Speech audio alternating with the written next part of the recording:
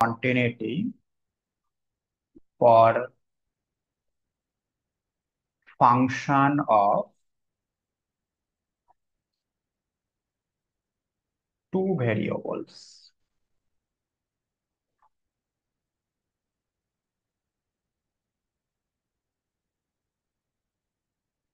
আচ্ছা,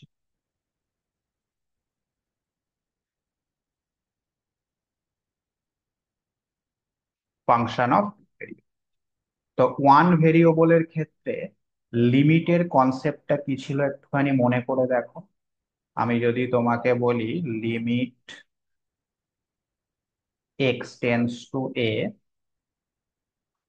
F X is equal to A, এইটাকে আমরা জিওমেট্রিক্যালি কিভাবে ইন্টারপ্রেট করেছিলাম? আমাদের কাছে একটা কার্ভ ছিল y equal to F x curve, মনে করো কার্ভটা এইরকম, তাই তো? আচ্ছা, এই পয়েন্টটা হচ্ছে এক্স ইজ ইকাল টু এ। এখন এক্স টেন্স টু এ মানে হচ্ছে এক্স এর মান এ এর দিকে যাচ্ছে, আর এফ এক্স টেন্স টু এল মানে হচ্ছে এফ এক্স এর মান এল এর দিকে যাচ্ছে। এই ভ্যালুটা যদি এল হয়, এটা যদি এল হয়, তাহলে এফ এক্স এর মান এল এর দিকে যাচ্ছে, তাই কি না? এটাই তো মানে ছিল। এবার এক্স এর মানটা এ এর দিকে যাওয়ার দুটো রাস্তা ছিল, একটা বাঁ দিক থেকে আসতে পারে, একটা ডান দিক থেকে আসতে পারে। যখন এক্স এর মানটা বাঁ দিক থেকে এ এর দিকে যাবে, তখন এফ এক্সটাও বাঁ দিক থেকে এল এর দিকে যাবে।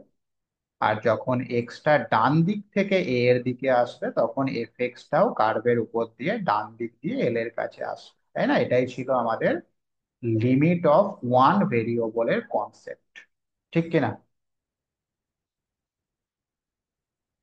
মনে পড়ছে? হ্যাঁ স্যার। হুম। কিন্তু এখন এই কনসেপ্টটাকে আমরা একটু ডেভেলপ করব। কিভাবে? না, এইবার আমাদের ফাংশন যেটা থাকবে সেটা হবে ডাবল ভেরিয়েবলের function, F of X comma Y. তাহলে এই ফাংশনটার মধ্যে দুটো ভেরিয়েবল আছে, এক্স কমা ওয়াই। আচ্ছা, X tends to A, Y tends to B.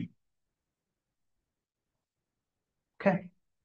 আচ্ছা, এর লিমিটটা যদি এল হয়, তাহলে এর কনসেপ্টটা কিরকম হবে? আচ্ছা, তাহলে এর কনসেপ্টটা হবে আমাদের প্রথমত এ কমা বি পয়েন্টটা কোথায় আছে দেখতে হবে, এ কমা বি। এই যে লিমিটটা লেখা আছে না, এই লিমিটটাকে কিন্তু এরকম ভাবেও লেখা যায়, x comma Y tending to A comma B, এইভাবেও লেখা যায়, হ্যাঁ। তাহলে প্রথম কাজ হচ্ছে আমাদের এ কমা বিটা কোথায় আছে দেখতে হবে, সেটা অবশ্যই এক্স ওয়াই প্লেনে থাকবে, এক্স ওয়াই প্লেনে থাকবে। যদি এটা এক্স অ্যাক্সিস হয় এবং এটা যদি ওয়াই অ্যাক্সিস হয়, তাহলে আমাদের এ কমা বি পয়েন্টটা অবশ্যই এক্স ওয়াই প্লেনে থাকবে। এখন তুমি চিন্তা করে দেখো, ওয়ান ভেরিয়েবলের ক্ষেত্রে এক্স এর মান এ এর দিকে যাওয়ার দুটো রাস্তা ছিল, একটা বাঁ দিক থেকে একটা ডান দিক। কিন্তু এক্ষেত্রে এক্স কমা ওয়াই এর মানটা এ কমা বি এর দিকে যাওয়ার দুটো বা তিনটে রাস্তা নয়, অসংখ্য রাস্তা আছে। কিভাবে? কিভাবে? না, এই রাস্তা দিয়ে আসতে পারে। যেহেতু এ কমা বিটা আমাদের পুরো প্লেনের মধ্যে রয়েছে, সেই কারণে এই প্লেনের মধ্যে যে কোনো ভাবে আমাদের এক্স কমা ওয়াইটা এ কমা বি এর দিকে আসতে পারে। বোঝা গেল? যে কোনো ভাবে এই পয়েন্টের দিকে আসতে পারে। তাহলে ওয়ান ডাইমেনশনাল লিমিট আর টু ডাইমেনশনাল লিমিটের মধ্যে মেজর পার্থক্যটা কি? ওয়ান ডাইমেনশনের ক্ষেত্রে লিমিটের দুটো পাথ পাওয়া যায়, দুটো রাস্তা পাওয়া যায়, কিন্তু টু ডাইমেনশনের ক্ষেত্রে আমাদের লিমিটের অসংখ্য পাথ বা অসংখ্য রাস্তা আমরা পেতে পারি। বুঝতে পারলে?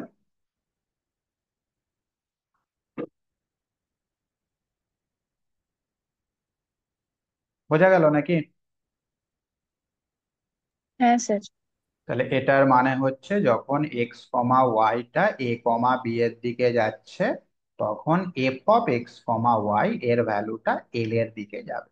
এটাই হচ্ছে সোজা কথাই মানে। আচ্ছা, এইবার তুমি চিন্তা করে দেখো, ওয়ান ডাইমেনশনাল লিমিটের ক্ষেত্রে তুমি বলতে যে যদি limit X tends to A minus, মানে বাঁ দিক থেকে পাথটা নিয়ে এফ এক্স এর লিমিট বার করলাম, আর ডান দিকের পাথটা নিয়ে এফ এক্স এর লিমিট বার করলাম। এই দুটো লিমিট যদি সমান হয় তখন তুমি বলতে না আমাদের এই লিমিটটা এক্সিস্ট করবে, ঠিক কিনা? কিন্তু এখন তুমি এই কথাটা বলতে পারবে না। কেন বলতে পারবে না? কারণ এখানে তো দুটো বা তিনটে বা চারটে পাথ নেই, এখানে অসংখ্য পাথ রয়েছে। তাহলে তোমাকে প্রত্যেকটা পাথের লিমিট বার করে করে দেখতে হবে সেম হচ্ছে কিনা। প্রতিটা পাথের জন্য যদি লিমিটটা সেম হয়, তাহলেই আমরা বলবো এই লিমিটটা এক্সিস্ট করবে। ঠিক আছে? আর এখানে যেমন বলতাম এই দুটো লিমিট যদি সমান না হয়, তাহলে আমাদের লিমিটটা কি ডাজ নট এক্সিস্ট। সেই সুবিধাটা এখানেও আছে। যে কোনো দুটো পাথ নিয়ে তুমি যদি দেখো তাদের লিমিট আলাদা হচ্ছে, তাহলে এখানেও তুমি কিন্তু বলতে পারবে যে এই লিমিটটা এক্সিস্ট করবে না। বোঝা গেল? কিন্তু এক্সিস্ট যে করবে সেটা তুমি পাথ নিয়ে বলতে পারবে না। অথচ এক্সিস্ট করবে না সেটা কিন্তু তুমি পাথ নিয়ে বলতে পারবে। বুঝতে পারলে?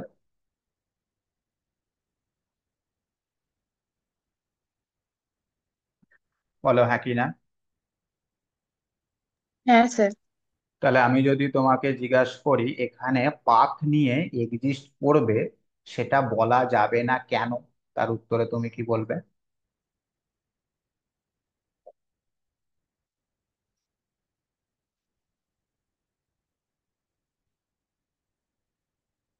আমি বলছি যে এখানে লিমিটের এক্সিস্টেন্সটা পাথের রেসপেক্টে বলা যাবে না কেন? কারণ স্যার এখানে অসংখ্য পাত তৈরি ভেরি হবে, কেন গুড। কি কারণ চারিদিক থেকে এখানে মানতে হবে। অসংখ্য পাথ রয়েছে, তুমি কটা পাথ নিয়ে ক্যালকুলেশন করবে, তাই না? সেই কারণে এক্সিস্টেন্সটা বলা যাবে না। কিন্তু ডাজ নট এক্সিস্ট সেটা পাথ নিয়ে বলা যেতেই পারে। ঠিক আছে? তাহলে এটা একটা খুব সুন্দর জিনিস। কোন লিমিট যদি তোমাকে বলে দেখাও যে এক্সিস্ট নয়, সেক্ষেত্রে কিন্তু তুমি যে কোনো দুটো পাথ চুজ করে যদি দেখাতে পারো লিমিট দুটো আলাদা হচ্ছে, তাহলেই এক্সিস্ট নয় আমরা বলতে পারবো। হ্যাঁ, তাহলে সেটা একটা নোট আকারে তুমি লিখে নাও।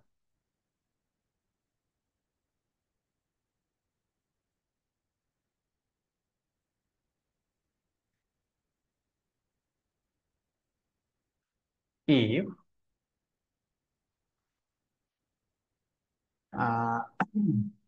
Limit X comma Y tending to A comma B F X Y আর ডিফারেন্ট বা আলাদা আলাদা,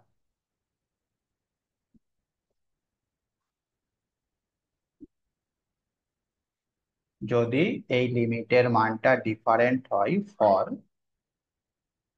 any two path,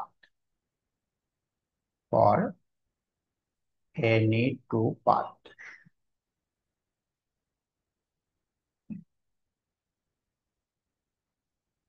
then we conclude that,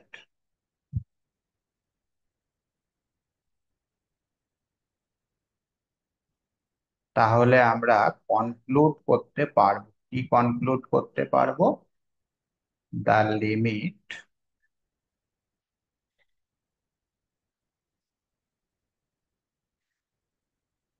does not exist.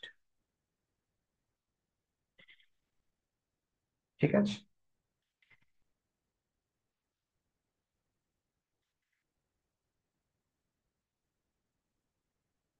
বুঝতে পারলে? কিভাবে পাথ নিয়ে করতে হয় সেটা আমি অঙ্কের মাধ্যমে দেখাচ্ছি। লেখো তাহলে একটা অঙ্ক।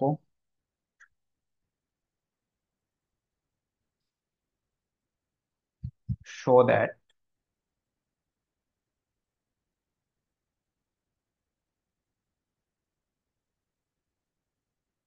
limit x comma y tending to 0 0 x y by x square plus y square does not exist.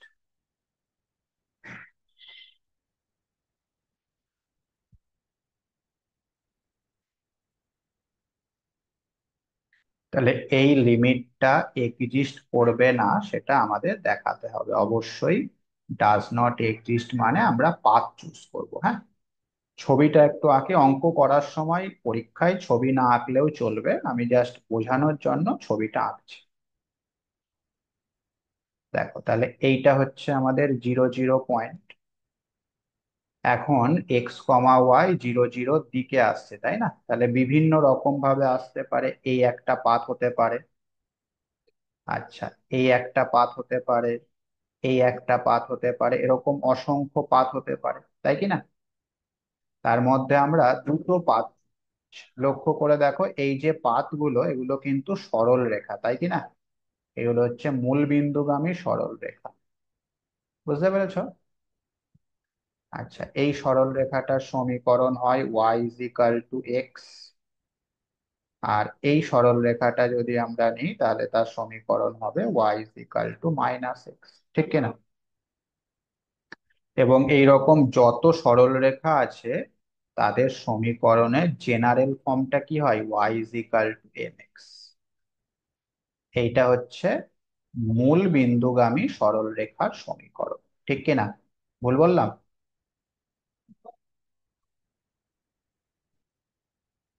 মূল বিন্দুগামী সরল রেখার সমীকরণ, তাই তো?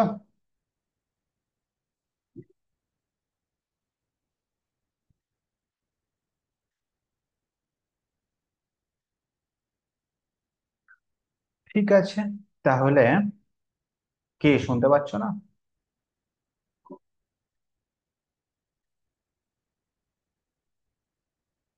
Hello?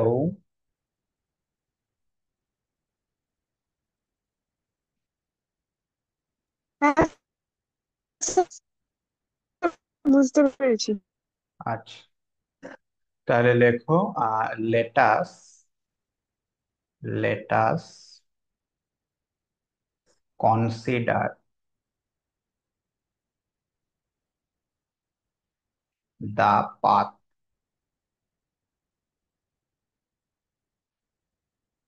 y is equal to x as x comma y tending to 0 comma 0। তাহলে আমরা ধরলাম যে এই পাথ বা এই রাস্তা দিয়ে এক্স কমা ওয়াইটা 0 0 পয়েন্টের দিকে আসছে, ঠিক আছে?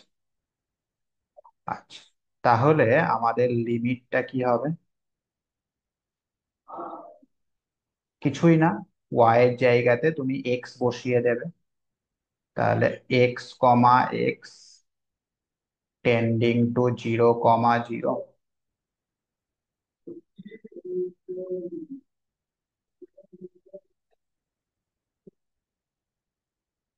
আচ্ছা, ওয়াই স্কোয়ার মানে এক্স স্কোয়ার। তাহলে লক্ষ্য করে দেখো এই লিমিটটা সিঙ্গেল ভেরিয়েবলে কনভার্ট হয়ে গেল, তাই কি না? এক্স টেন্স টু 0, উপরে হচ্ছে এক্স স্কোয়ার, নিচে হচ্ছে 2x স্কোয়ার। তাহলে কত হবে এই লিমিটের মানটা?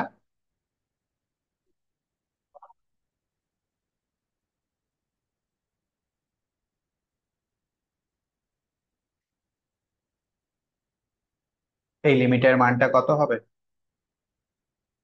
1/2। Very good, 1/2। ঠিক আছে, তাহলে একটা পাথে গিয়ে দেখলাম আমরা লিমিটের মানটা পাচ্ছি 1/2। এইবার আমরা এই পাথটাই যাব, y is equal two minus x. তাহলে সিমিলারলি লেখো নাও we consider now we consider the path y is equal to minus x as x comma y tending to 0 comma 0। তাহলে এইবার লিমিটের মানটা কি হবে?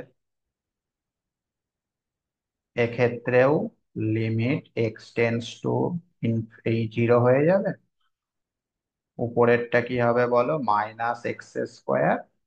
নিচেরটা কি হবে বলো? X square plus x square.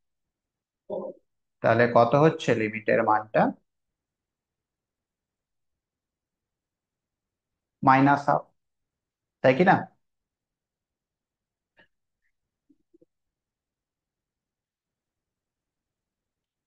তাহলে বুঝতে পারলে দুটো পাথ নিয়ে আমরা দেখলাম যে আমাদের লিমিট দুটো ডিফারেন্ট আসছে।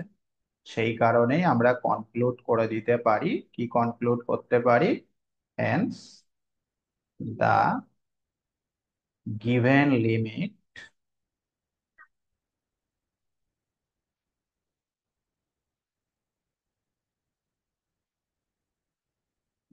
does not exist, given limit does not exist। ঠিক আছে, বুঝতে পারলে? কোনো অসুবিধা? বলো হ্যাঁ কি না। না স্যার। আচ্ছা, এইবার আমরা এইভাবে আলাদা আলাদা পাথ না নিয়ে এটাকে আরো সহজ করতে পারি। কিভাবে? Direct Y is equal to M X বসিয়ে দেব।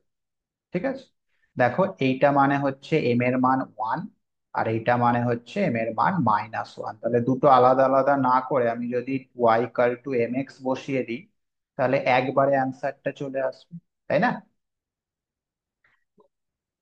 এইভাবে করলেও তুমি ফুল মার্কসই পাবে, কোনো অসুবিধা নেই, সেক্ষেত্রে একটু বড় হবে। আচ্ছা, তাহলে এইবার আমরা অল্টারনেটিভ মেথড করব। Alternative method, alternative method.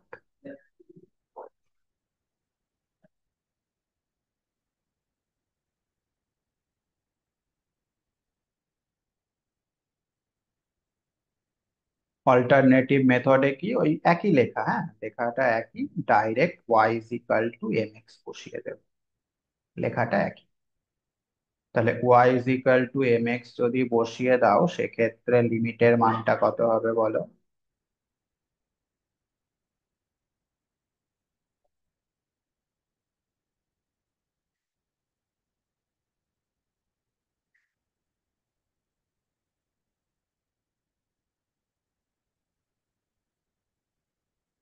কত হচ্ছে লিমিটের মানটা?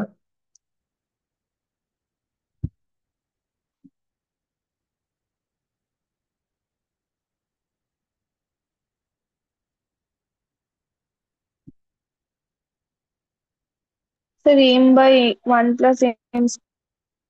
M by 1 plus m²। ঠিক, দেখো এম এর জায়গায় যদি তুমি 1 নাও তাহলে হাফ হবে, আর -1 নিলে মাইনাস হাফ, তাই না? তাহলে Y equal to M X বসিয়ে আমরা যদি দেখতে পাই লিমিটটা এম এর উপর ডিপেন্ড করছে, হুইচ ডিপেন্ডস অন এম। যদি এম এর উপর ডিপেন্ড করে, তাহলেই আমরা বলতে পারবো ডাজ নট এক্সিস্ট। কেন? কারণ এম এর মান যখনই পরিবর্তন হবে, লিমিটের মানটাও পরিবর্তন হবে, ঠিক আছে? আর এম এর যদি উপর ডিপেন্ড না করে, যেমন ধরো এটা যদি এক্স না থেকে এক্স স্কোয়ার থাকতো, তাহলে লিমিটের ভ্যালুটা কত হতো? এই যে এই জায়গাটায় আমি এক্স স্কোয়ার করে দিলাম, তাহলে লিমিটের ভ্যালুটা কত হতো?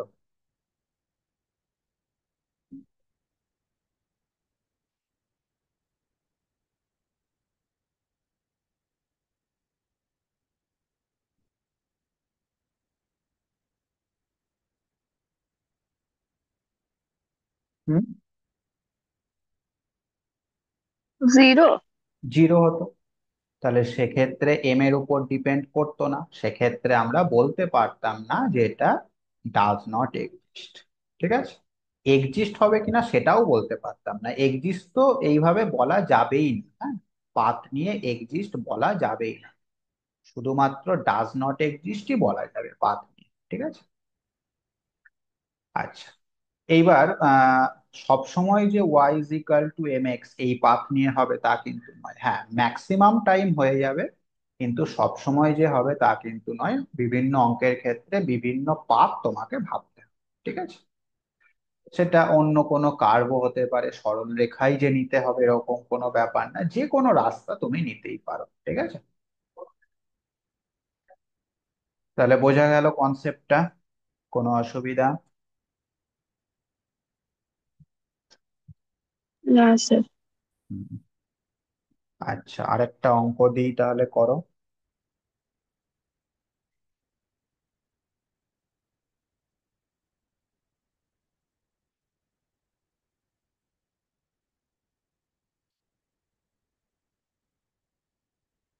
Limit X comma Y tending to zero comma zero,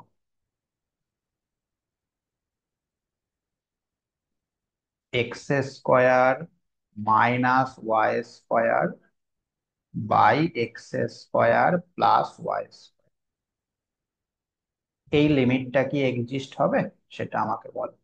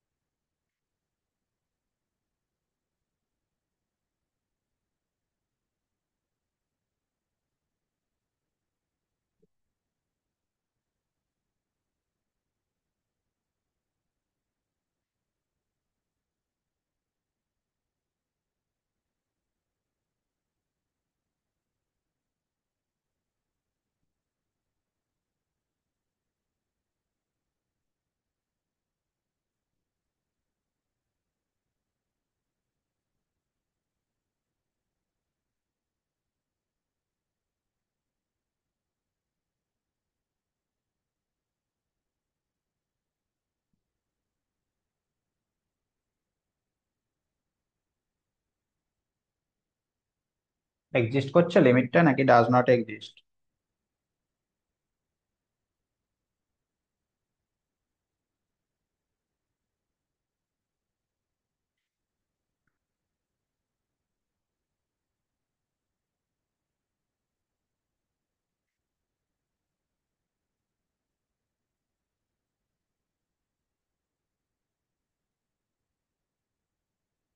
Y equal to M X বসাও।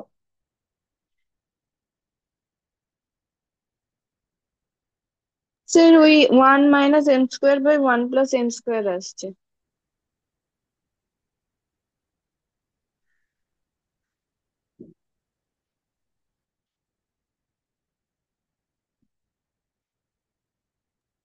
স্যার যদি আমি ধরি যে এম এর মান একবার 1 বা একবার -1, তাহলে দুবারই তো সেমই আসছে। অন্য কিছু ধরো, একবার টু ধরো একবার ফাইভ ধরো,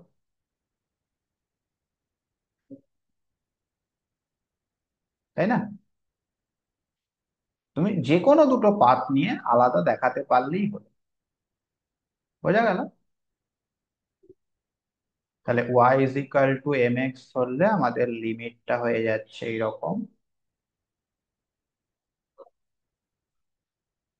x square minus M square X square by X square plus M square X square.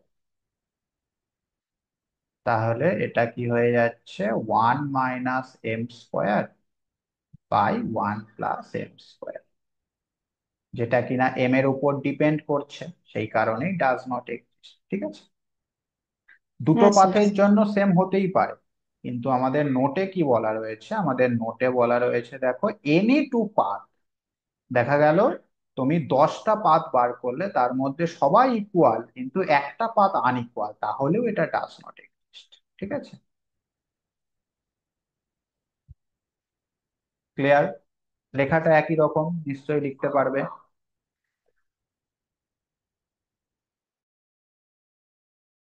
হ্যাঁ স্যার, বুঝতে পেরেছি।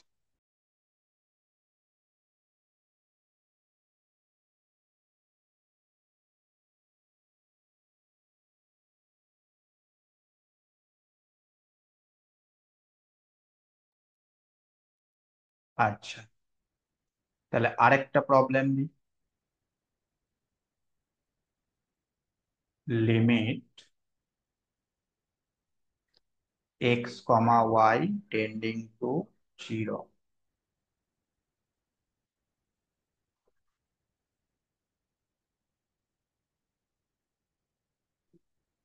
X cube plus Y cube by X minus,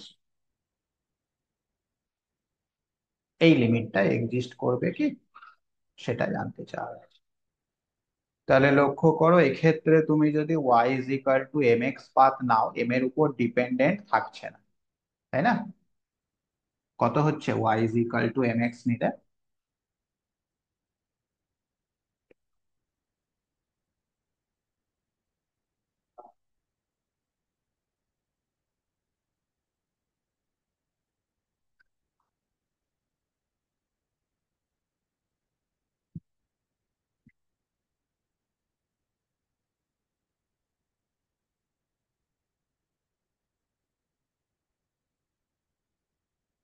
sir, X এর টার্ম থাকছে তো একটা।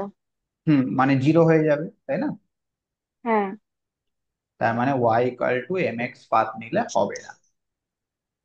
তাহলে অন্য পাথ আমাদের ভাবতে হবে। দেখো, এখানে আমরা পাথটা ভাবছি এইরকম, লেখাটা একই রকম। এখানে আমরা পাথটা ভাবছি এক্স মাইনাস ওয়াই, মানে নিচে যে জিনিসটা আছে সেটা, সমান এম ইন্টু এক্স এর পাওয়ারে থ্রি নিলাম। থ্রি কেন নিলাম? কারণ উপরেরটা তিন ঘাত আছে, সেই কারণে থ্রি নিলাম। উপরে যদি চার ঘাত থাকতো তাহলে এটা x to the power four নিতাম, ঠিক আছে? আচ্ছা, তো এই পাথটা আমরা চুজ করলাম। আচ্ছা, তাহলে এখান থেকে ওয়াই কত আসছে? ওয়াই আসছে X minus M X to the power three. তো এই পাথটা বসালে লিমিটটা কি হচ্ছে দেখো তো। Limit x tends to 0, x to the power 3 plus y to the power 3, তার মানে x minus M X to the power 3 তার পাওয়ারে 3। আচ্ছা, বাই এক্স মাইনাস ওয়াই, সেটা মানে হচ্ছে M X to the power 3, ঠিক আছে? আচ্ছা, তাহলে limit X tends to zero,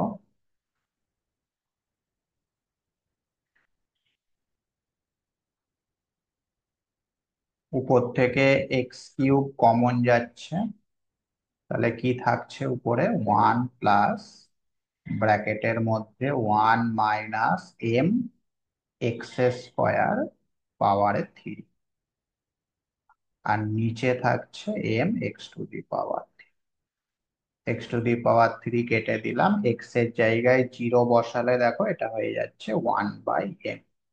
তাহলে এম এর উপর ডিপেন্ড করে গেল তো নাকি? হ্যাঁ তার মানে কি হবে? Does not exist.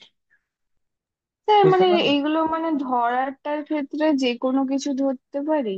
হ্যাঁ, যে কোনো পাথ তুমি ধরতে পারো, যে কোনো পাথ তুমি ধরতে পারো, তবে লক্ষ্য রাখতে হবে যে এই যে পয়েন্টটা আমাদের বলেছে না, এই পয়েন্ট দিয়ে যাতে পাস করে আমাদের কার্ভটা, ঠিক আছে? যদি এই পয়েন্ট দিয়ে পাসই না করে তাহলে এই পয়েন্টে যাব কি করে? বুঝতে পারছো? ধরো তুমি এরকম ভাবলে আমাদের জিরো জিরো পয়েন্টে নিয়ে যেতে হবে, কিন্তু তুমি এইরকম একটা কার্ভ নিয়ে নিবে, এরকম একটা কার্ভ নিয়ে নিবে। তাহলে এই কার্ভের মধ্যে দিয়ে যতই তুমি দৌড়াদৌড়ি করো না কেন, কোনোভাবেই জিরো পয়েন্টে যেতে পারবে না, তাই না? কিন্তু যদি তুমি এই কার্ভটাকেই এরকম না নিয়ে এই রকম নিতে, তাহলে দেখো তুমি কিন্তু এই কার্ভ দিয়ে 0, 0 পয়েন্টে পৌঁছাতে পারছো। বুঝতে পেরেছো?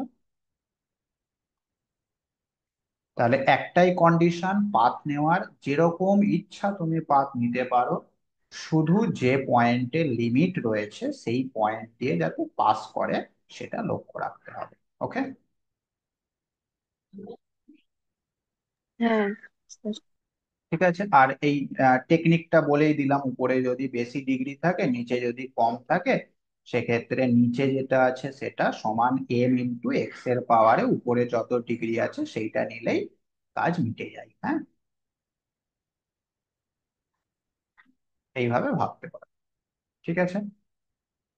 বোঝা গেল? কোনো অসুবিধা?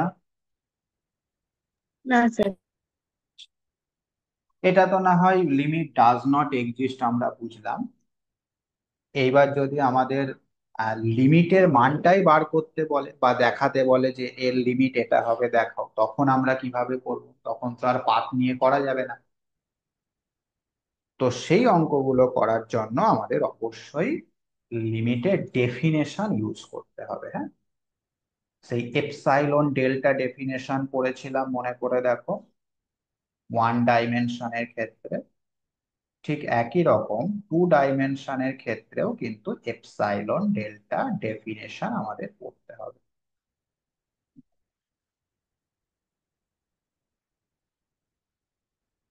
তাহলে কি বলা হচ্ছে ডেফিনেশন অফ লিমিটে?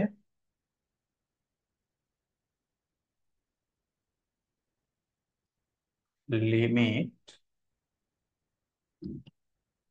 x, y tending to a, b f(x) সমান ক্যাপিটাল এ হবে। হ্যাঁ, যদি এই কন্ডিশনটা মেনটেন হয়। কন্ডিশনটা কি?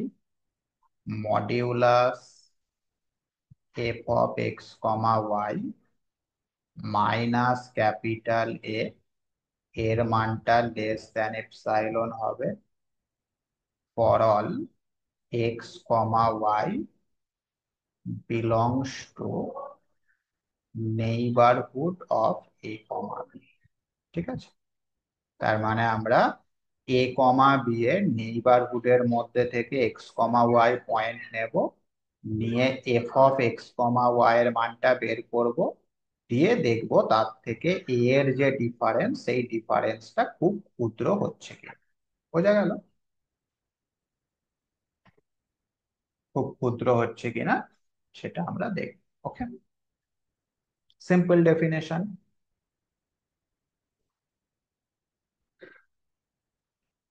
অবশ্যই এই যে নেইবারহুডটা হবে সেটা ডেল্টা নেইবারহুড হবে। হ্যাঁ,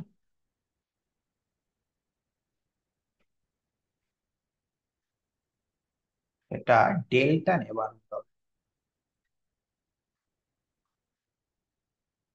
আচ্ছা, আর এই এপসাইলন আর ডেল্টা দুটোই পজিটিভ, দুটোই পজিটিভ। ঠিক আছে? Okay, clear? হ্যাঁ স্যার। আচ্ছা, তাহলে এবার একটা প্রবলেম করো। So that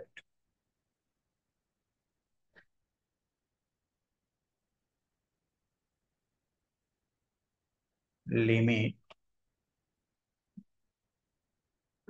x, y tending to 0, 0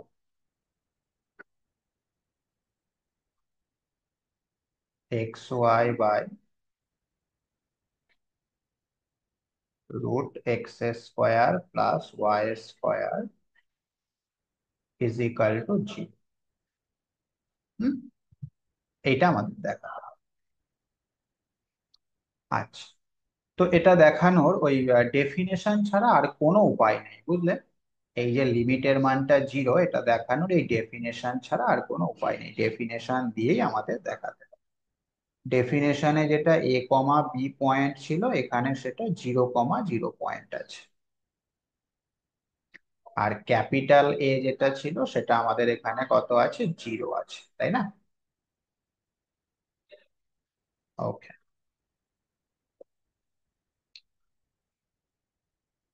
তাহলে তুমি modulus F of X comma Y -0 এর মানটা কত হচ্ছে দেখো।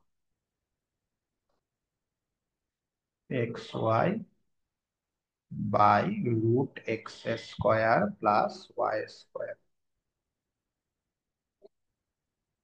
এটাই তো, তাই না? এটাকে আমরা ভেঙে লিখতে পারি mod X mod Y by √x² plus Y square. আচ্ছা, চিন্তা করে দেখো, x² এর মানটা লেস দেন হবে x² প্লাস ওয়াই স্কোয়ার এর থেকে, তাই কি না?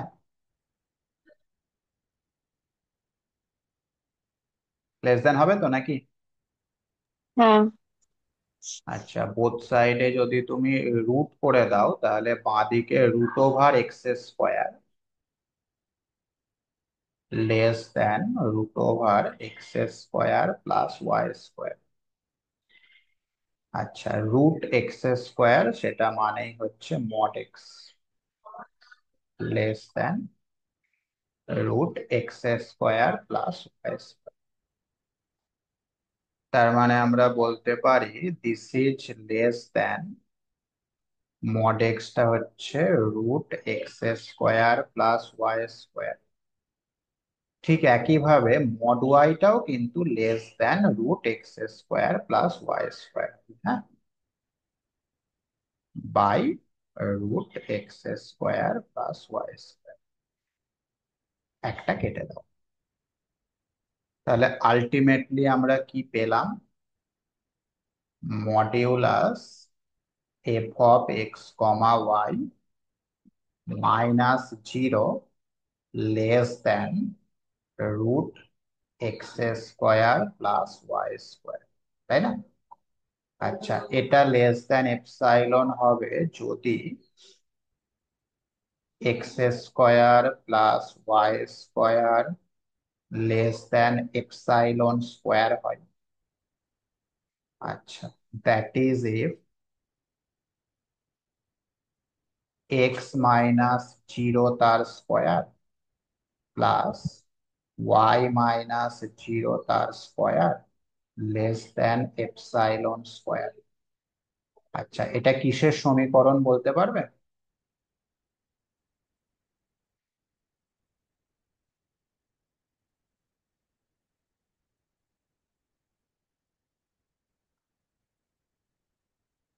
দুটো বিন্দুর মধ্যে দূরত্ব।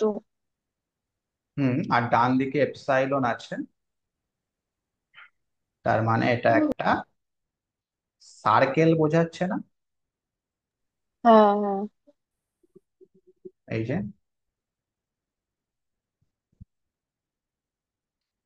এটা হচ্ছে 0, 0 সেন্টার, আর এপসাইলন যেটা সেটা হচ্ছে রেডিয়াস, মানে এইরকম একটা সার্কেল বোঝাচ্ছে না? হ্যাঁ স্যার। এবং অবশ্যই এর ভিতরের পয়েন্ট গুলো নিতে হবে, কারণ লেস দেন আছে, বুঝতে পারলে? তার মানে এখান থেকে আমরা কি দেখতে পেলাম? আমরা দেখতে পেলাম যদি আমরা এক্স কমা ওয়াই এই পয়েন্ট গুলোকে একটা সার্কেলের মধ্যে থেকে নিই, যার সেন্টার হচ্ছে 0, 0 এবং রেডিয়াস হচ্ছে এপসাইলন, সেক্ষেত্রে আমাদের এই জিনিসটা লেস দেন এপসাইলন হবে। এবং তুমি চিন্তা করে দেখো, এই সার্কেলটাই হচ্ছে আমাদের 0, 0 পয়েন্টে নেইবার, তাই না? এই যে এই 0, 0 পয়েন্টের ধারে ধারে যত পয়েন্ট আছে সমস্তই তো এর প্রতিবেশী, এবং সেইগুলোই সব হ্যাঁ সার্কেলের মধ্যে আছে, তাই কি না? হ্যাঁ। তার মানে অ্যাকচুয়ালি এই সার্কেলটাই হচ্ছে আমাদের 0, 0 পয়েন্টের নেইবারহুড। হ্যাঁ, তো ফাইনালি আমরা পেয়ে গেলাম f(x, y) -0 এটা লেস দ্যান এপসাইলন হবে যদি আমরা x, y টাকে 0, 0-র একটা নেইবারহুড থেকে নিই। অবশ্যই নেইবারহুডটা হচ্ছে এপসাইলন নেইবার, মানে আমাদের ডেফিনেশনে যেটা ডেল্টা ছিল সেই ডেল্টার মানটা এখানে হ্যাঁ। এপসাইলনই হচ্ছে। দেখো ডেফিনেশনটা চলে আসছে। আর এখান থেকেই তাহলে আমরা কনক্লুশন দিতে পারছি, হ্যাঁ, limit x, y tending to 0, 0 f(x, y) বা কোয়েশ্চেনে যেটা ছিল সেইটা ইজ ইকুয়াল, বোঝা গেল? পার্টিকুলার এই অঙ্কটাই 2023 সালের পরীক্ষায় এসেছিল। কে বুঝতে পারলেন আমাকে একটু বলো দেখি। স্যার এইটাই বইয়ে কত জটিল ভাবে দেওয়া আছে, আপনি কত সহজ ভাবে বোঝালেন। সেটাই তো ব্যাপার না,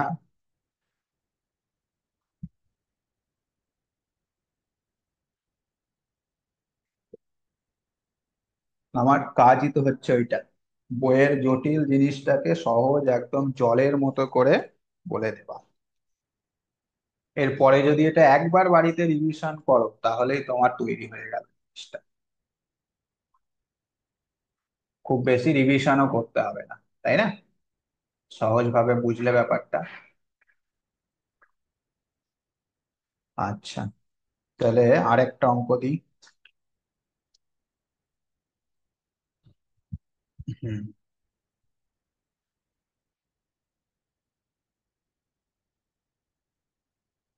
so that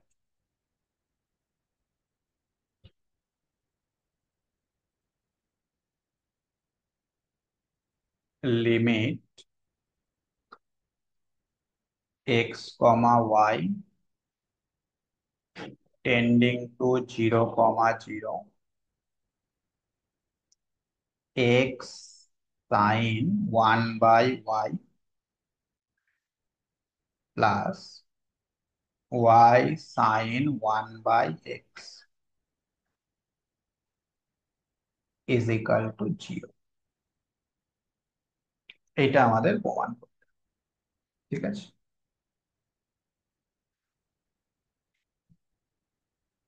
তাহলে ওই একই রকম ভাবে করো, সেম প্রসেস,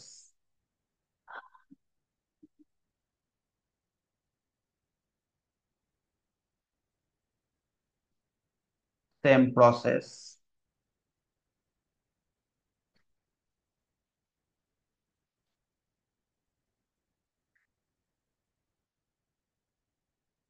আচ্ছা, মডটা ভেঙে দাও, লেসার ইকুয়াল টু প্রথমটা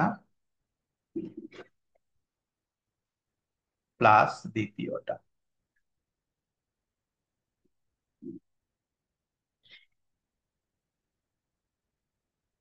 আচ্ছা, এটাকে আমরা বলতে পারি mod X mod sine 1/y plus mod Y mod sine 1/x। আচ্ছা, তাহলে মডিউলার সাইন সেটা অবশ্যই লেসার ইকুয়াল টু কি হয়, 1 হয়, তাই না?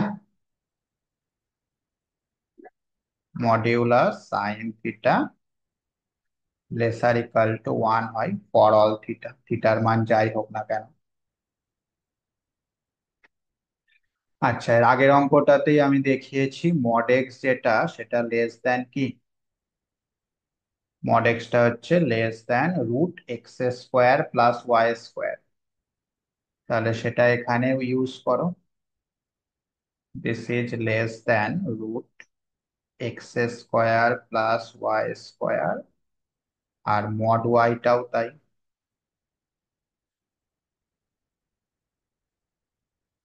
তার মানে আমরা ফাইনালি পেয়ে গেলাম যে modulus this less than 2√x² + y²। আচ্ছা, এটা লেস দেন এপসাইলন কখন হবে? যদি আমাদের x² +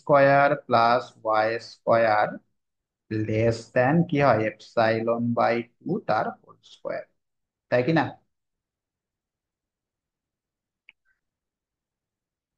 তো এক্ষেত্রেও কিন্তু আমাদের নেইবারহুডটা সার্কেলই হচ্ছে, কিন্তু এইবার আমাদের সার্কেলের রেডিয়াসটা কত হচ্ছে? ε/2। ε/2, মানে এবার ডেল্টার মানটা হয়ে গেল ε/2। ঠিক আছে, তো আমরা বুঝতেই পারছি ডেল্টা যেটা সেটা কিন্তু অলওয়েজ এপসাইলনের উপর ডিপেন্ড করছে।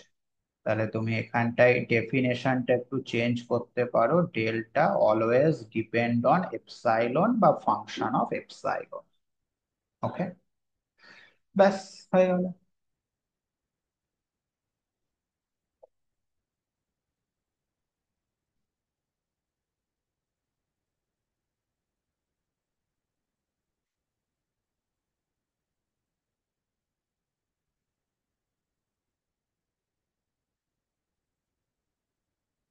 x, y belongs to delta neighbourhood of 0, 0, যেখানে ডেল্টা মানে হচ্ছে ε/2। তাহলে by definition limit x, y tending to 0, 0 f(x, y) is equal to 0। বুঝতে পারলে? কোনো অসুবিধা?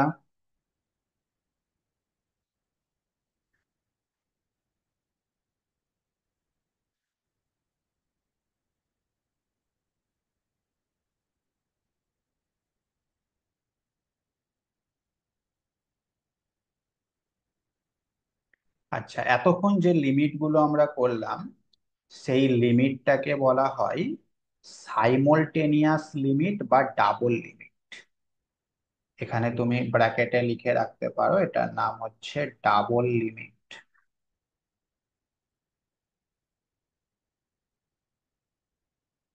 বা সাইমultaneous লিমিট। মানে দুটো কাজই একসঙ্গে হবে, মানে x টেন্ডস টু a আর y টেন্ডস টু b, এই দুটো একসঙ্গে কাজ করবে। Simultaneous limit, simultaneous limit. আচ্ছা, এইবার আমরা আরেকটা লিমিট করব, যেটার নাম হচ্ছে রিপিটেড লিমিট। কি নাম? Repeated limit. রিপিটেড বা iterated limit. Repeated or iterated limit.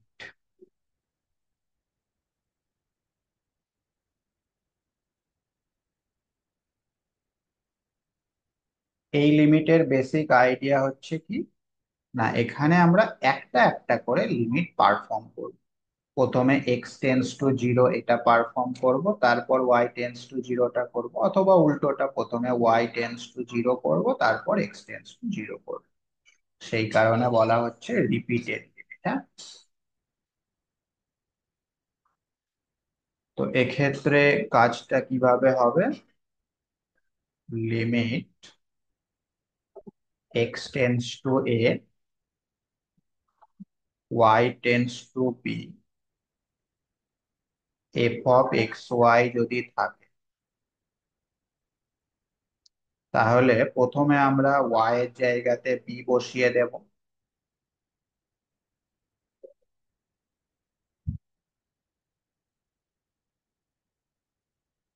তারপরে আমরা x এর জায়গাতে a বসাবো।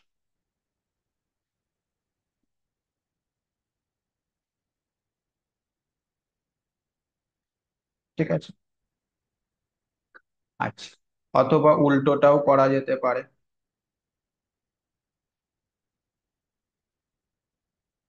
উল্টোটাও করা যেতে পারে।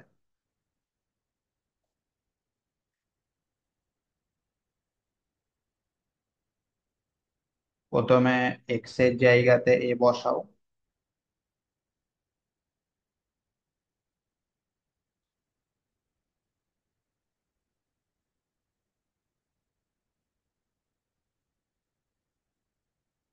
তারপর ওয়াই এর জায়গাতে বি বসাও।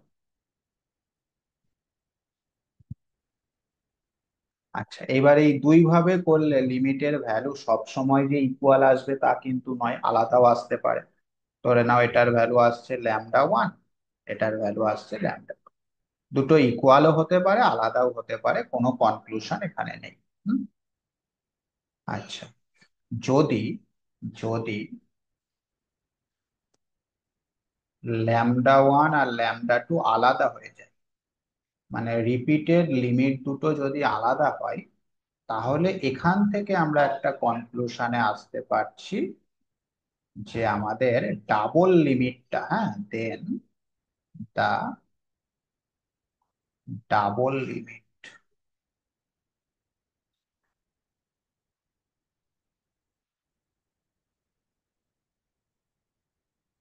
Does not exist. ঠিক আছে। তাহলে রিপিটেড লিমিটের ভ্যালু দুটো যদি সমান হয় আমরা কোনো কনক্লুশন দিতে পারবো না। যদি রিপিটেড লিমিটের ভ্যালুগুলো ডিফারেন্ট হয় সেক্ষেত্রে আমরা একটা কনক্লুশনে আসতে পারি যে আমাদের ডাবল লিমিটটা এক্সিস্ট করবে না। ঠিক আছে, বোঝা গেল?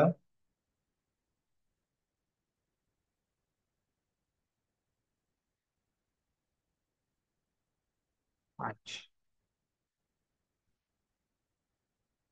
তাহলে এইবার একটা প্রবলেম করো। Test the existence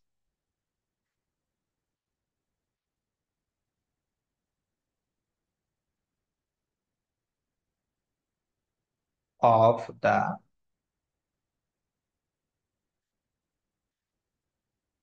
repeated limit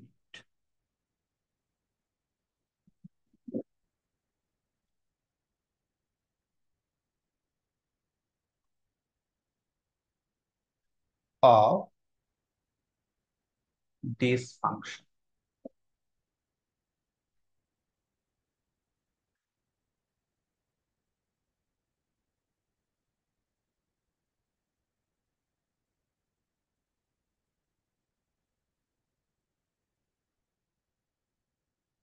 মানে একটু আগে যে ফাংশনটার আমরা ডাবল লিমিট চেক করলাম তারই রিপিটেড লিমিট এবার আমাদের চেক করতে হবে। ঠিক আছে, তাহলে প্রথমে তুমি কি করবে বলো, limit X tends to zero করো, ওয়াই টেন্স টু জিরো করো।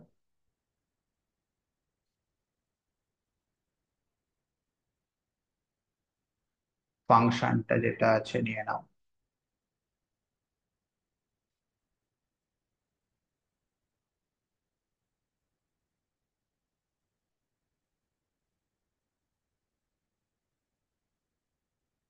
তাহলে প্রথমে ওয়াই টেন্স টু জিরো এইটার কথা আমরা ভাবছি, হ্যাঁ।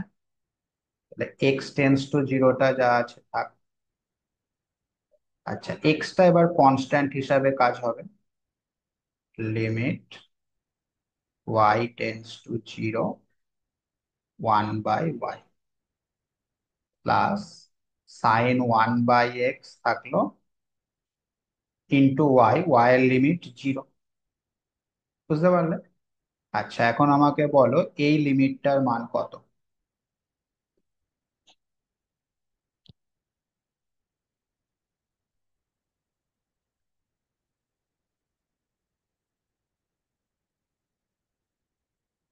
ইনফিনিটি। হুম? 1/0 তো ইনফিনিটি হবে। একদমই তাই। এটা আমরা সেই সিকুয়েন্সিয়াল ক্রাইটেরিয়া দিয়ে করেছিলাম, মনে আছে? ও সরি, এখানে সাইনটা তো মিসিং হয়ে গেল। এটা আমরা সিকুয়েন্সিয়াল ক্রাইটেরিয়া দিয়ে করেছিলাম ওয়ান ডাইমেনশনের লিমিট চ্যাপ্টারে, মনে পড়ছে? হ্যাঁ। সেই দুটো সিকোয়েন্স ধরে নিয়েছিলাম। তাহলে এই লিমিটটা এক্সিস্ট করলো না। তো এই লিমিটটা যদি এক্সিস্ট না করে, আমাদের ওভারঅল লিমিটটাও ডাজ নট এক্সিস্ট হয়ে গেল।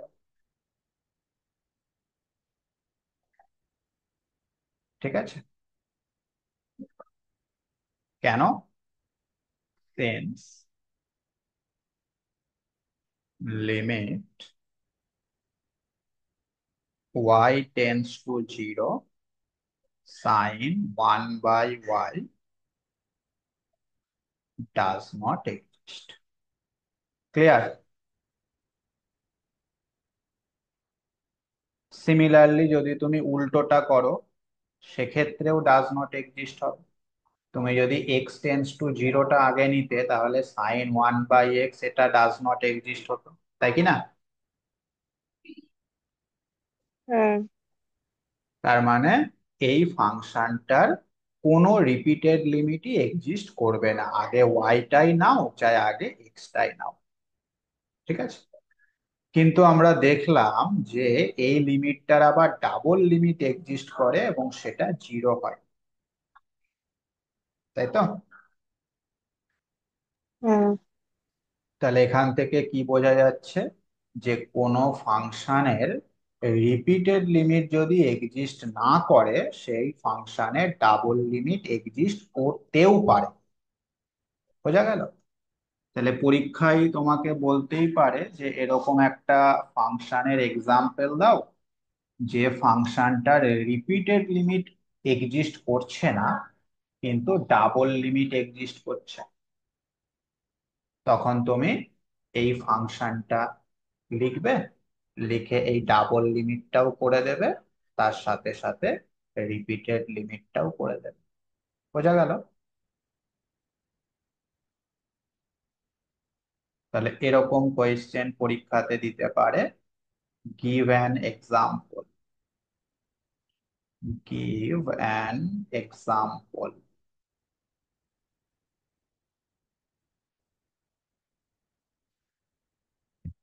of a function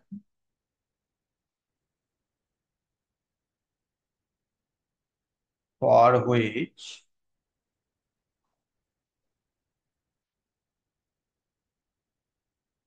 the double limit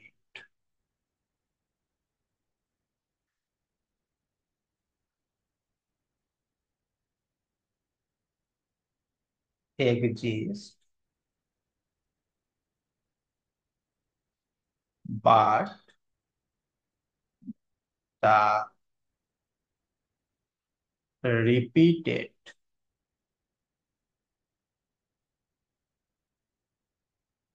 limit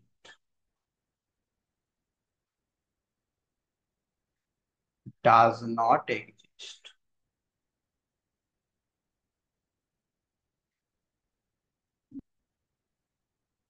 ঠিক আছে? তাহলে যেটা করালাম, সেই এক্সাম্পলটা এখানে দিয়ে দেবো। ওকে? বোঝা গেল?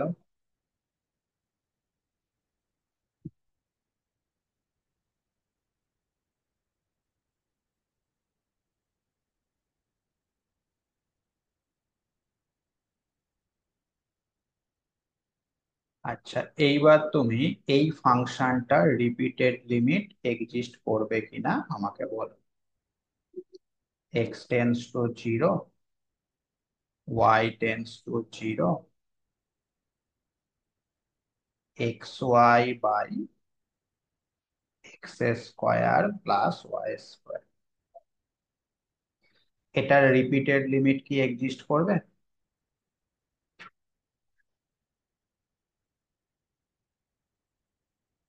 প্রথমে y টাকে 0 নাও,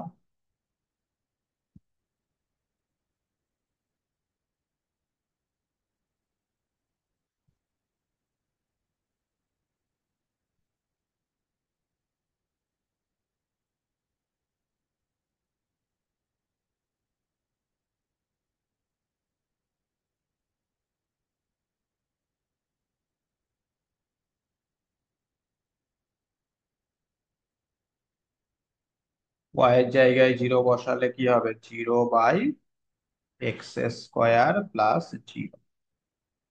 তার মানে এটা আলটিমেটলি সেই জিরোই হয়ে যাচ্ছে, তাই না?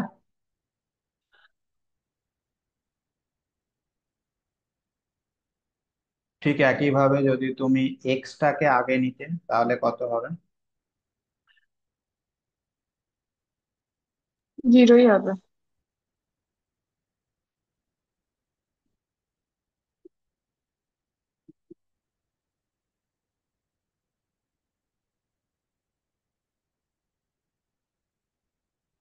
জিরোই হবে। তার মানে আমরা দেখলাম এই ফাংশনটার রিপিটেড লিমিট এক্সিস্ট করছে এবং দুটোই ইকুয়াল। তার সত্ত্বেও এর ডাবল লিমিট এক্সিস্ট নয়, সেটা আমরা অলরেডি দেখেছি। বোঝা গেল? তাহলে রিপিটেড লিমিট যদি ইকুয়ালও হয় সেক্ষেত্রে ডাবল লিমিট এক্সিস্ট নাও হতে পারে। ক্লিয়ার? হ্যাঁ কি না?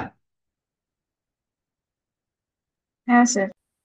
তাহলে এখান থেকে কোয়েশ্চেন কি দিতে পারে? Give an example. Give an example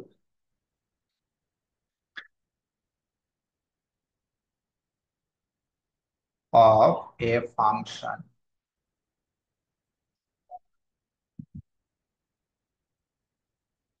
for which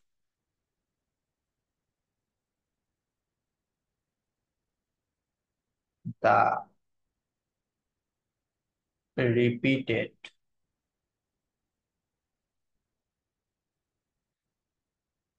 limit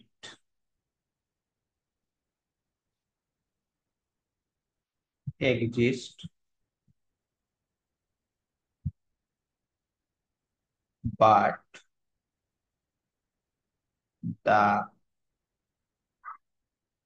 double limit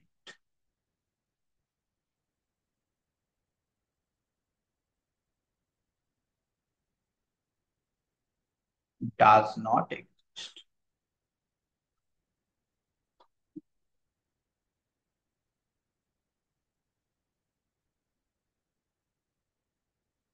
ঠিক আছে, হয়ে গেল। আচ্ছা,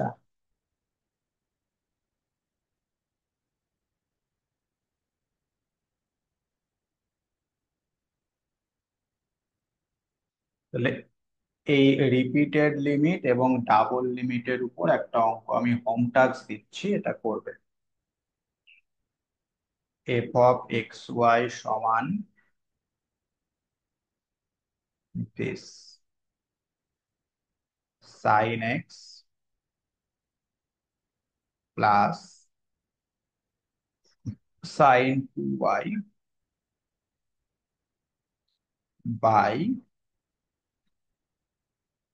tan 2x plus tan y। কোন পয়েন্টে? অবশ্যই 0, 0 পয়েন্ট। আচ্ছা, এখনই করো। প্রথমে বলো এর রিপিটেড লিমিটটা কি এক্সিস্ট করবে? Limit x → 0, limit y → 0, f(x, y) এর মানটা কত হচ্ছে বলো।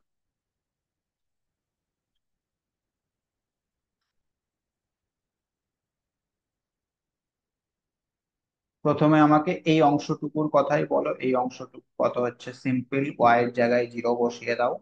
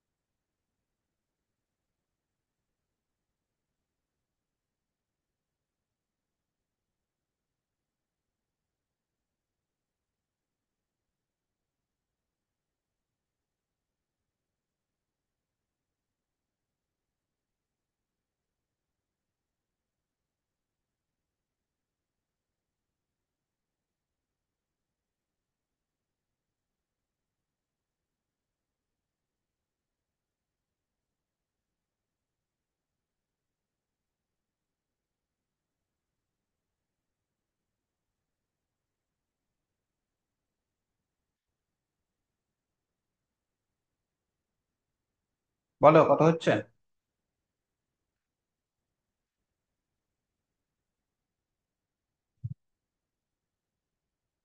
স্যার ট্যান এক্স গুলোকে কি মানে ওই ওয়াই এর মানটা বসানোর পর ওটা বার করতে গেলে ট্যান এক্স গুলোকে ভাঙতে হবে তো? না না, সিম্পলি ওয়াই এর জায়গায় জিরো বসালে এটা থাকছে sine X by tan two X. হ্যাঁ মানে এইবার এর লিমিটটা বার করো। এর লিমিটটা দেখো জিরো বাই জিরো ফর্ম হচ্ছে, তার মানে এল হসপিটাল ইউজ করো। বুঝতে পেরেছো?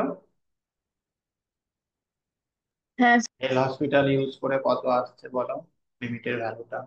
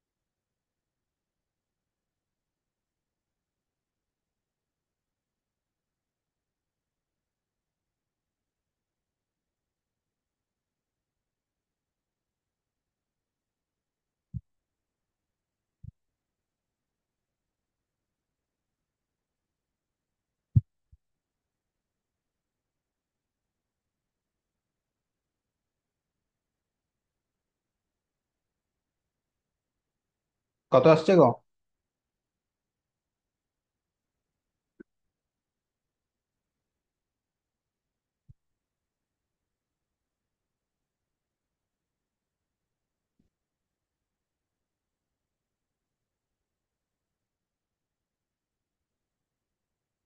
স্যার আমার তো 1/2 আসছে। একদমই তাই, 1/2। 1/2 আসছে। ঠিক একইভাবে এবারের উল্টোটা করো। আগে এক্সটাকে নাও, পরে ওয়াইটাকে নাও।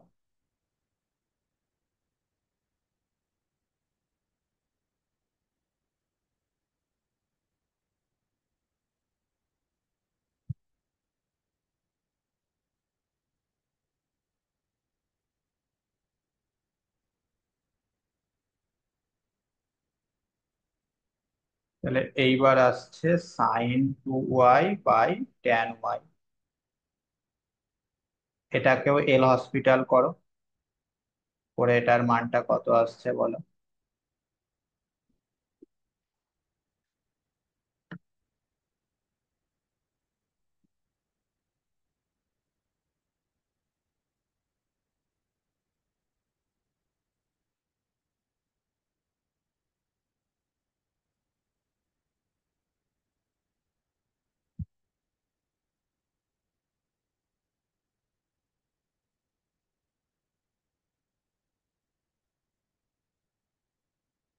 স্যার 1/2। এটা 1/2। ঠিক করে করো।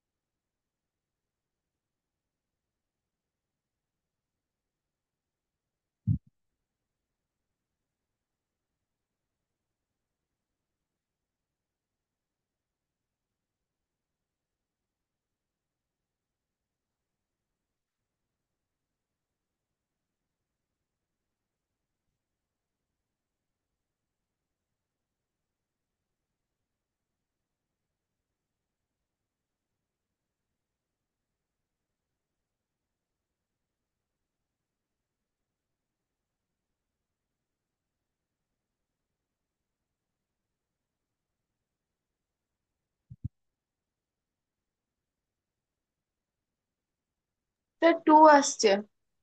টু আসছে? আগের বার কি বই দেখে বললে নাকি? হুম।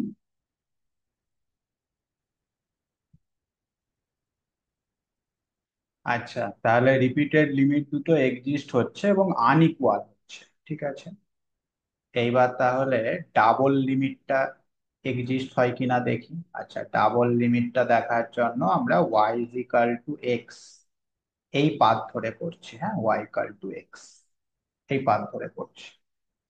তাহলে সেক্ষেত্রে আমাদের লিমিটটা কেমন হবে? Limit X tends to zero,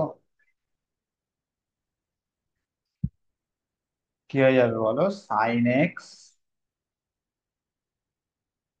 plus sine two X by tan two X plus tan X. আচ্ছা, এটাও জিরো বাই জিরো ফর্ম, এটাও এল হসপিটাল দিয়ে করতে পারো, অথবা এটা ফর্মুলা ইউজ করেও করতে পারো, যা ইচ্ছা।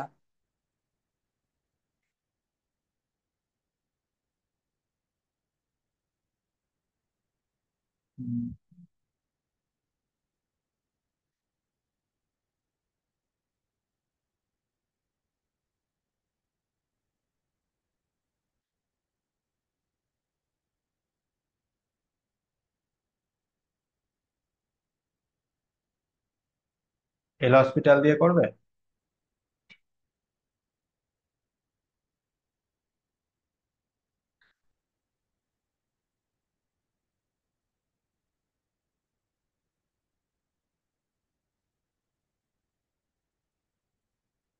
তাহলে এটা হচ্ছে limit X tends to zero, sine এর derivative cos plus two cos two X, আর নিচেরটা হচ্ছে টু ট্যান এর ডেরিভেটিভ কত গো? সেকের square six X, two six, X, হ্যাঁ সিক্স বাই টু এক্স। আর ট্যান এর হচ্ছে সেকের স্কোয়ার এক্স। তাহলে এইখানে এক্স এর জায়গাতে জিরো বসালে কত হবে?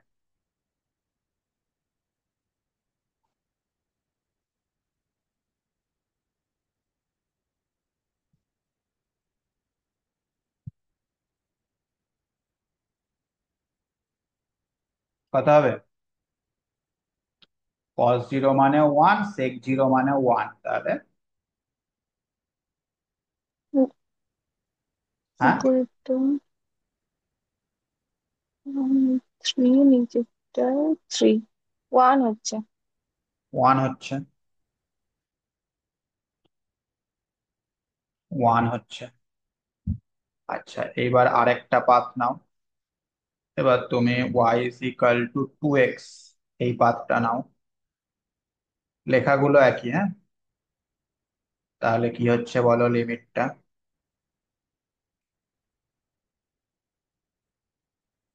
Sign X plus sine four X by tan two X plus tan two X. বলো এবার লিমিটটা কত হচ্ছে?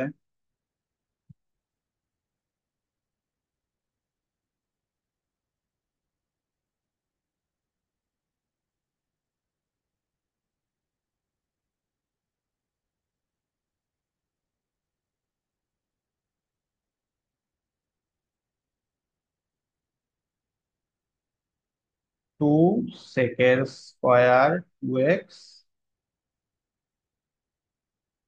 ইন্টু আরেকটা টু হবে, তাই না? হ্যাঁ। তাহলে কত হচ্ছে গো? 5/4 হচ্ছে। Five by. তাহলে যেহেতু আমাদের লিমিট দুটো ডিফারেন্ট হয়ে গেল, তার মানে আমরা কি বলতে পারি? Hence the double limit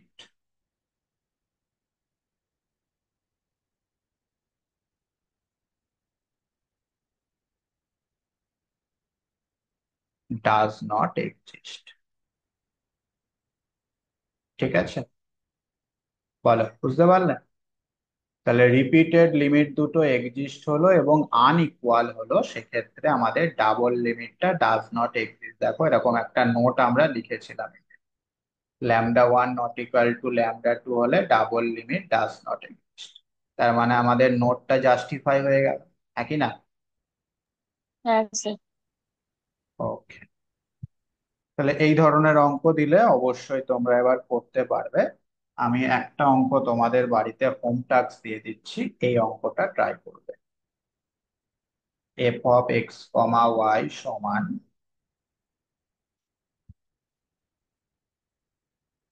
x minus Y তার whole square by 1 - 2xy plus Y square. আচ্ছা, এখানে পয়েন্টটা নিতে হবে 1, 1। হ্যাঁ, তাহলে এই 1, 1 পয়েন্টে রিপিটেড লিমিট এক্সিস্ট করছে কিনা সেটাও চেক করবে, আর ডাবল লিমিট এক্সিস্ট করছে কিনা সেটাও চেক করবে। ঠিক আছে, মনে থাকবে তো? হ্যাঁ স্যার। তাহলে লিমিটের ব্যাপারটা পুরো শেষ হয়ে গেল। নেক্সট দিন মানে আগামীকাল আমরা কন্টিনিউটি এবং ডিফারেন্সিয়াবিলিটি এই জায়গাগুলো পড়বো।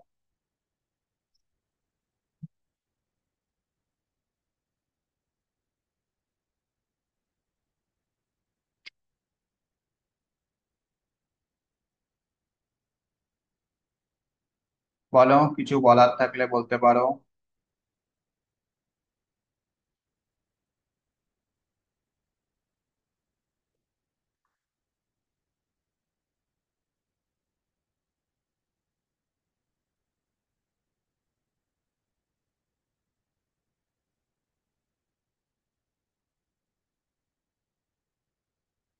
না স্যার।